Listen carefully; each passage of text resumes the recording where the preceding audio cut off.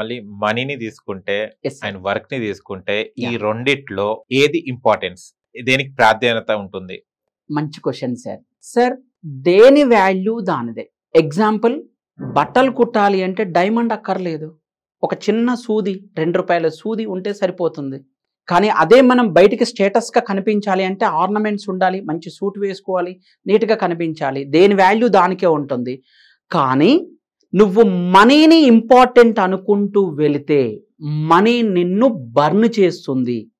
ఎప్పుడైతే మన పని మనం చేసుకుంటూ వెళ్తూ ఉంటామో ఆ పనితో పాటు వెనకాల ట్రైన్ బోగీలు వెంటబడ్డట్టుగా నీ వెనకాల మనీ పడుతుంది సార్. చాలామంది మనీ వెనకాల పడి పనిని వదిలేస్తారు. ఫెయిల్యూర్స్ ఎక్కువ మంది ఉంటారు దాంట్లో. అఫ్కోర్స్ సక్సెస్ లేకపోవచ్చేమో కానీ ఫెయిల్యూర్ ఎక్కువ మందికి ఉంటుంది.